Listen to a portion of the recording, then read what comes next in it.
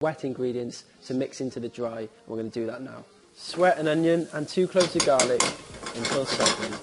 For the wet ingredients, into a Ninja cup, add 1 cup of soy milk or oat milk, some dried mushrooms, the sautéed onion and garlic, for the lovely flavour, some white wine, some cooked chickpeas. Next, add some firm tofu. If you want to keep this recipe soy-free, just add more chickpeas. Next, add some white miso paste. Next, add some maple syrup. So this may seem like a lot of ingredients going into this wet mix. I've still got some dried herbs and some spices to add, but it's really important to get lots of flavours into this wet mix because you need to overpower the natural flavour that this wheat gluten has.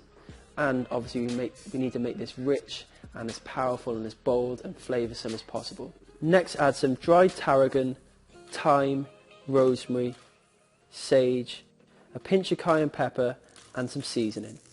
So that's the wet mix done, and just to let you know, this recipe can be made a few days in advance to the big day, whether it's Thanksgiving, a special occasion or Christmas Day. It's really, really good to be able to do it in advance because it's quite a long-winded recipe, but it's so worth it. Now I'm going to screw the lid on and blitz this up into this really, really smooth. Whilst the mix is blending, add your dry ingredients to a mixer or to a mixing bowl. Add the all-important vital wheat gluten and chickpea flour. I'm also going to add some nutritional yeast for its flavour. Add the wet mix to the dry ingredients.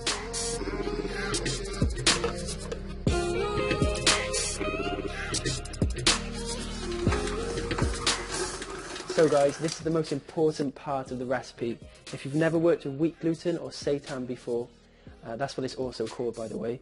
It's actually an old meat replacement that ancient monks used to eat. It's very popular in the Asian sort of cuisine as a meat replacement. You can get a really great meaty texture out of it, so it's perfect when creating meat alternatives like what we're doing today. It's really important to knead it because the longer you knead it, the more of a bite and the more of a texture you get. If you don't knead it properly, you're going to get a really spongy, horrible texture, and it's just definitely not what we want to try and get from this recipe. Now, in the past, I always used to hand knead it, and I literally would knead it for 12 minutes. I'd be punching it, and if you go back to my vegan ribs recipe, my vegan chicken recipe, or my steaks, you'll see me doing that. And you can do that, it just takes a lot of effort.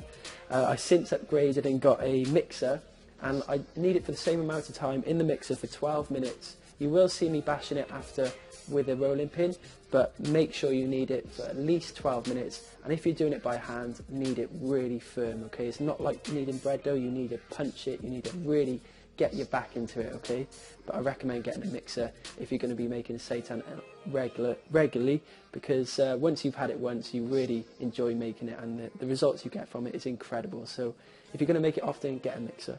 Knead the dough for 12 minutes. So the dough's been kneading for 12 minutes, let's get it out.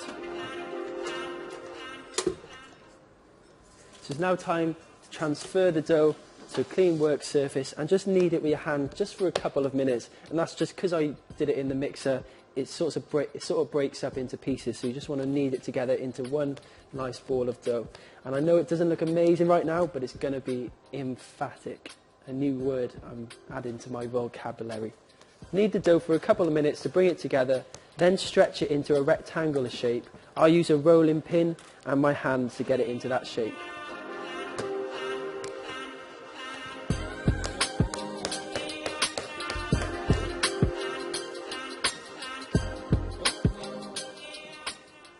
The dough at first will be hard to roll, but then you get into it and it's easy. So if you imagine an A4 size piece of paper, roll the dough out to around that size, and that's just going to enable us to stuff it with the stuffing.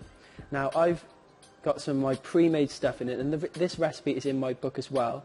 The only step I haven't done is once I've made the stuffing, I didn't roast it, so because it's going to roast inside here. So I've got enough of my lovely stuffing. I'm going to put it inside this dough and wrap it up.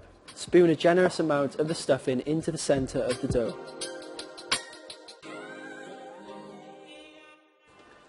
Use your hands to neaten up the stuffing. Now it's time just to roll this up.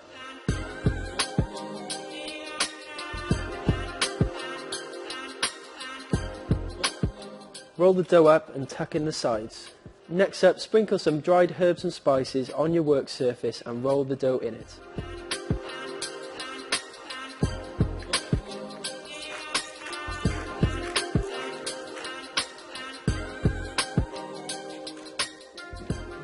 As you can see, I'm not wasting any opportunity to get flavour into this. That's why I'm a chef. It's all about flavour for me. And this just little herb coating is just going to take it to the next level and make sure that this flavour's penetrating this everywhere. No, is that okay? Preheat your oven to 180 degrees Celsius. Wrap the dough in some cheesecloth or muslin. So the reason I'm wrapping in this muslin is because it's porous. I think that's the right word. So I'm actually going to be cooking this in a broth now in the oven. And I want that flavoursome broth to also get inside and basically inject all the flavour into it. However, wrapping it in the muslin keeps its shape. If you weren't to put it in the muslin, it would just expand and go a bit horrible. So it's really important to wrap it in the muslin. If you want to buy some muslin, just click the link below my video. I'll put a link there just to help you guys out. But you can get it from all good cook shops and things like that. It's also called cheesecloth. So Ellie, can you give me a hand? I need to tie this up. You do need an extra pair of hands when doing this because I've only got 2 hands and you need an extra hand. Tie up the ends to keep it tight. Set the dough aside, then prepare your broth. To the baking tray, add some white wine and some vegetable stock. Add some rosemary, bay leaf and thyme. Add some garlic and some onion. Just give the garlic a quick bash. Roughly chop the onion, don't worry about peeling it. Next add some dried mushrooms and some seasoning.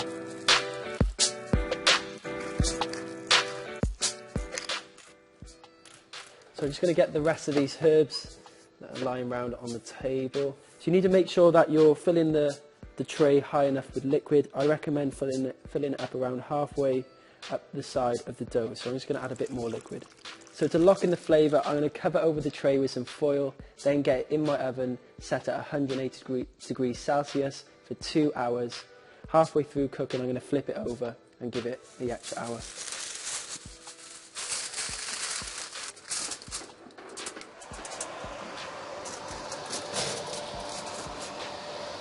So that's going in for 2 hours now. Just a quick reminder, this can be made a few days in advance and heated up on the day. And I'm actually going to be wrapping it in my homemade bacon. I'll show you exactly how to do that after. After an hour's cooking, flip over the roast. Be very careful. Put the foil back on and place it back in the oven for 1 more hour.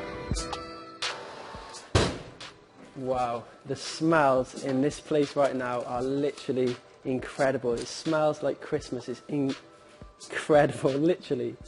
This has been in the oven for 2 hours now. It should be firm to the touch. Yeah. So as I said, do this ahead of time, do this a few days in advance, and on Christmas morning or Thanksgiving morning or on a special occasion morning, we're going to wrap it in bacon. Okay, so that's how I would do it. I would never make this on the day because it's just too long-winded, but doing it in advance just saves so much time. And I've got my homemade bacon, and I do have a recipe for this on my YouTube channel, so just click the link up here now, but if not, the recipe's in my book, so grab that. Carefully remove the muslin, then place the roast onto a baking tray.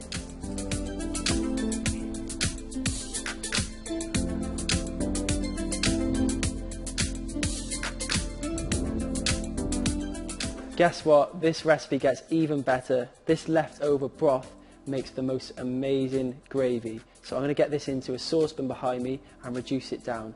And again, if you are making this in advance, just pop this leftover broth in a pot in the fridge, and when you're ready to serve, reduce it down. If it doesn't thicken up properly, just add a bit of corn flour, mix with water, and it'll thicken up into the most beautiful gravy. This is totally optional, but I like to wrap my roast in my homemade vegan bacon. I add maple syrup to help it stick.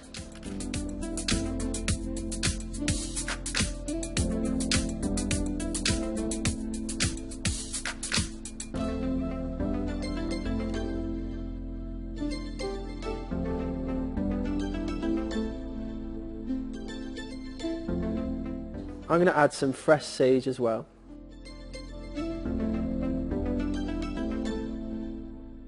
This isn't essential, but I like to tie up the no turkey for presentation purposes. How cool does that look, and how appetizing, it smells incredible. I just can't wait to eat it. So I'm going to get this in the oven now to cook through. Obviously on Christmas morning, if you have made it in advance, I would recommend putting it in the oven for at least 30 minutes to heat right through to the center. Because mine is still hot, I'm just going to get it in for about 15, 20, until this bacon is nicely caramelized, and adding that maple syrup helps it crisp them up and go beautifully caramelized. It's incredible. So this goes in the oven now. So, the roast is in the oven. I'm getting so excited now. To make the broth into a nice gravy, you can just reduce it down until thickened, but a cheats way is just adding some corn flour mixed with water and just whisking it in. It'll thicken up in no time. I'm also going to add some cranberry sauce just to give it that Christmassy touch, and just to make it really rich and sort of vibrant. It'll lift up the roast and make it even more tasty. Slowly trickle in some corn flour mixed with water and whisk until it's thickened. Add some cranberry sauce. The recipe for my cranberry sauce is also in my book. So a gravy for me can make or break the dinner, and it's really important. It's so nice to be able to just pour the broth into a saucepan and let it reduce down, or add some corn flour, and that's your gravy done.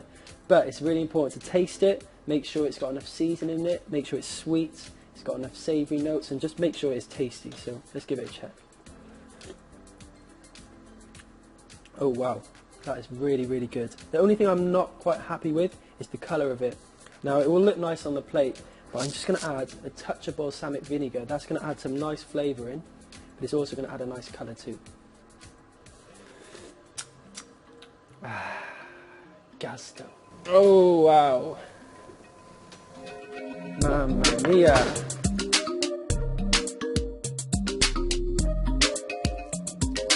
Oi! Wow, look at this, literally speechless. I've got to carve it up now.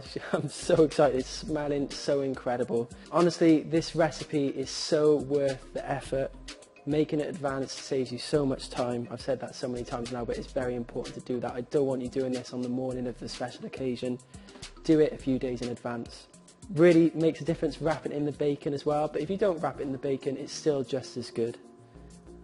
Now I've got to carve it up. So excited.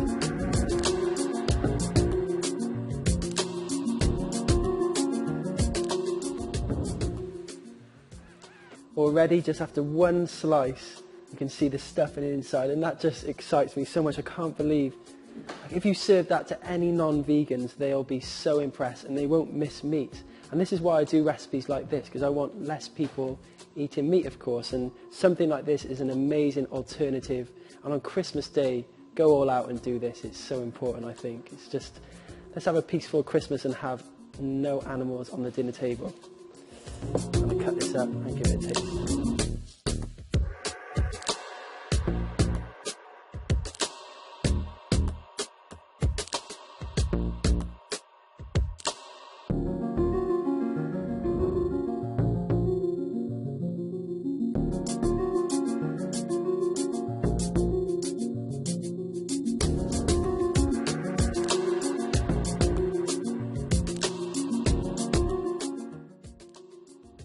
I have to admit, when my lovely crew were getting some beauty shots, I ate like 2 slices of this, and it's literally incredible.